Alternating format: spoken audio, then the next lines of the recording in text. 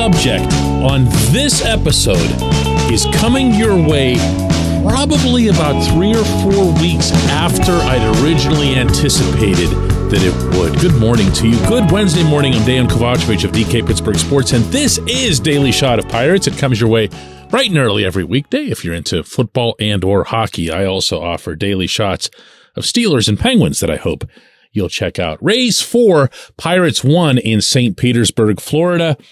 Last night, the best team in baseball beat the current and fairly described second best team in baseball.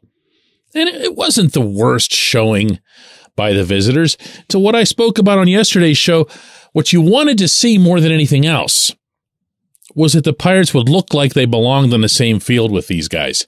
And they had a couple of lapses. They had a pop-up that plopped down, which happens in that place all the time because of that screwy roof. They had a lot of guys not come through in the clutch, which is something that you need to do when you're facing an opponent of that caliber. 0 for 10 for the RISP total, runners in scoring position. Not good. 5 total hits for the Pirates, not good. So, yes, they did well to get people on the bases. They did well to advance people on the bases. They did not do well at all to bring them home. Roansy Contreras had some lousy luck early on, wasn't able to overcome it. And then there's Austin Hedges.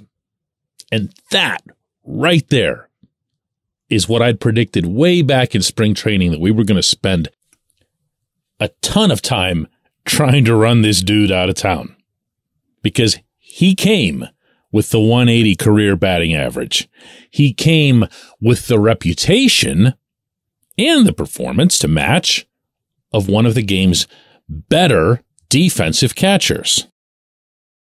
But he couldn't hit, and he wasn't about to hit. And as soon as he was going to be put into a position where he had to hit, where he needed to hit, he was going to get exposed, and everyone was going to say, where's Andy Rodriguez? Where's Henry Davis? So in this game, with Hedges coming up short at the plate, striking out with guys on second and third after a balk should have been called, he flipped out on the umpire, should have flipped out on the umpire. Derek Shelton flipped out on the umpire. Nothing came of it. There was still no balk. Very next pitch ends up being strike 3. He just meekly goes back to the dugout. Had another chance at another hit, ended up getting robbed over by third base. And even defensively made what I thought was a significant error in throwing down to second base, even though the Rays had a runner on third. The Rays, of course, send that runner home. The throw that comes back to Hedges is way offline over to the first base side, and that's the end of that. These are things you can't have when you're facing, I'll say it again, opponents of this caliber.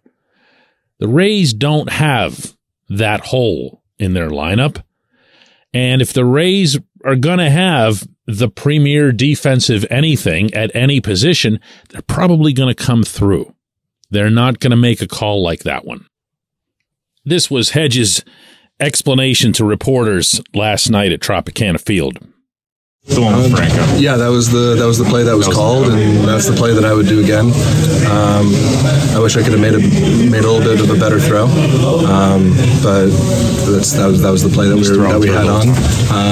No, not necessarily throwing through, but getting the ball to the infielder there. They made a good baseball play on it. I'm not about to start a conversation as to whether or not Hedges can play his position. He's really, really, really good back there.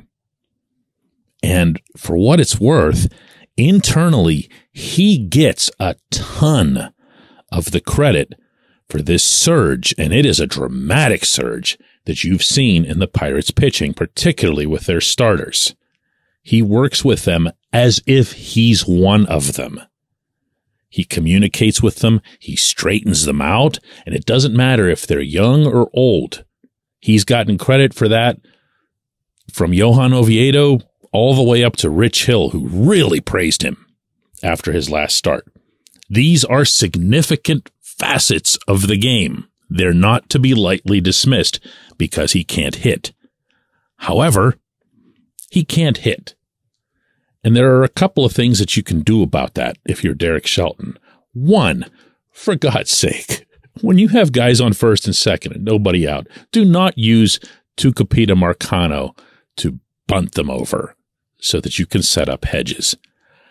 I don't know what the manual is or if there's some sort of cheat sheet for when to bunt and when not to bunt, but it's definitely not whenever a guy with a 143 average is up.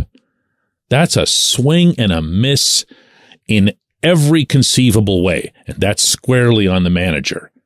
However,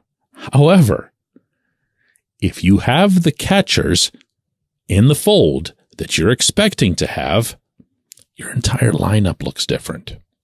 Your entire lineup, top to bottom, looks different if you plug in an Endy Rodriguez and or a Henry Davis. It just does.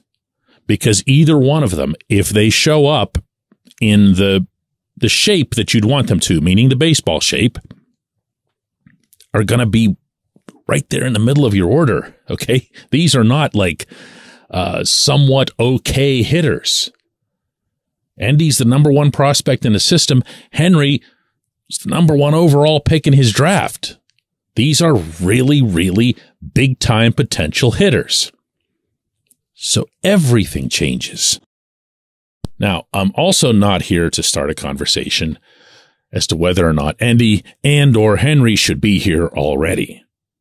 Endy, of course, is working his way back from an injury, and Henry is in Double-A. Now, Henry is murdering the ball in Double-A, and that's great.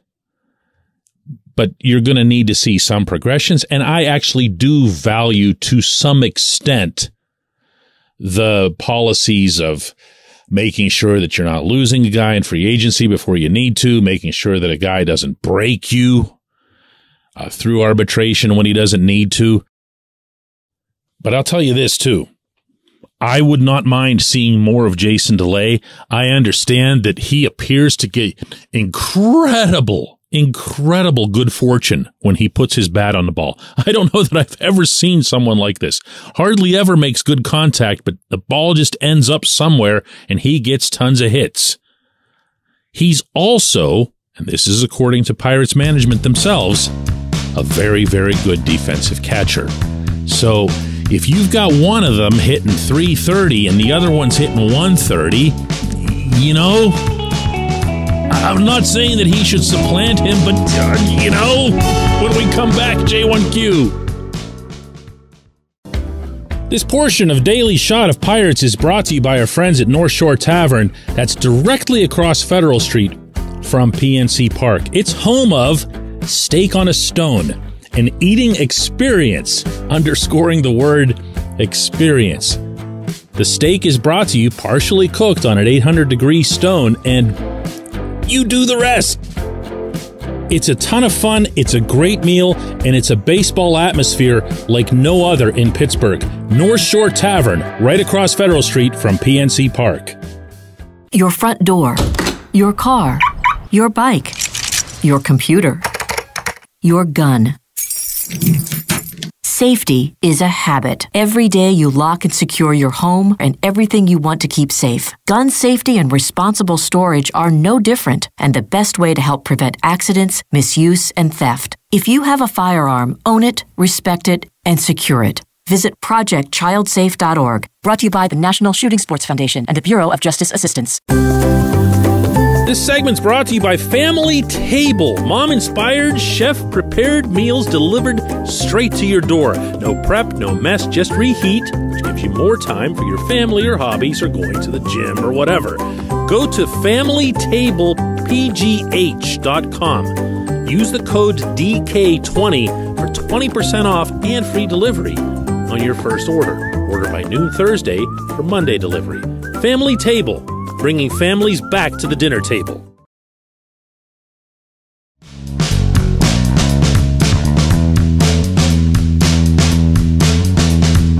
Today's J1Q comes from Jordan Vlock, who says, PK, our Major League Baseball's umpires held to any sort of accountability. It seems this year has been terrible for umpiring, and that they're also missing a lot of calls, meaning in addition to balls and strikes. Are robo-umps really a thing of the future, or are they just a formality? And Jordan, you don't specify here what the issue was that you had principally with the umpiring in this game, though I'm going to have to assume, and I think safely so, that it was with Adrian Johnson, the home plate umpire. One, for blowing the balk call, which he absolutely did. In fact, the entire crew did. There are different umpires. They're all supposed to be watching the pitcher. Any umpire on the field, in fact, more often than not, unless I'm off here, you're going to see a first base or a third base umpire make that call, but you'll also see it come from second and, of course, from home. But it's not as if that whole thing was just on Adrian Johnson. And that's why Hedges flipped out first on Johnson and then looked around at the other three like, what were you guys doing, sleeping? And then Derek Shelton did the same thing when he came out of the dugout to have his catchers back. He yelled at Johnson for a bit, but then he looked at the rest of them and gave it to them, and they weren't about to throw him out because they knew, they had to have known they blew that call and that it cost the Pirates a run. And because of the situation, the other runner would have advanced to third. You might have cost the Pirates a chance to tie that game. And yet, even that, Jordan, can't be what you're asking about. Because you did mention balls and strikes. And wow, was Johnson bad. Not against the Pirates or anything silly like that. He's just bad. I say this all the time. Officiating in sports, when it's bad, it's just bad. It's not because they're picking on your team or they're sticking it to you or they're favoring this or that or whatever. They're just bad. You just don't know what they're doing. This guy had no earthly concept of what his own strike zone was, which is the meanest thing you can say about a home plate umpire. To make that clearer, pitchers and catchers will adjust to the umpire's perceived strike zone. If they see that he calls a low strike, everyone will take note of it right away. Everyone on both sides. This guy called a low strike and then he didn't call a low strike. This guy called outer half and then didn't. And he was just all over creation. And it couldn't have made anything any easier for Roansy Contreras or for any of the 19 pitchers that Tampa used. But know also, Jordan, that the robot umps are not going to ever do safe and out calls. They're never going to do did so-and-so block the plate calls, which almost became an issue in this game as well. And they're never going to do something like that. They're not going to be able to call box. They're not going to sit there and watch to see if the pitcher gets set out of the stretch. They're just not going to do that. They can't.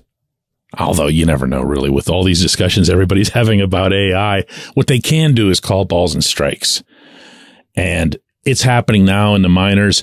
I have seen at least informed speculation, meaning people reading into statements that Rob Manfred makes that he wants to have it sooner rather than later, but that it probably wouldn't come until around 2026 or so.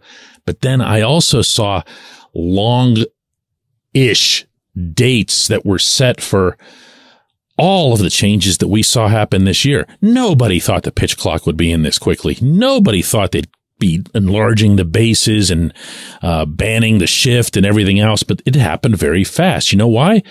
Major League Baseball has, through its constitution, a very powerful commissioner. And if the commissioner wants to see something put in, he's going to get it put in. So don't rule out seeing the robot umps sooner than 2026. Not nearly soon enough to replace the types of balls and strikes calling that we saw last night. I appreciate the question. I appreciate everyone listening to Daily Shot of Pirates, and we're going to do another one of these tomorrow.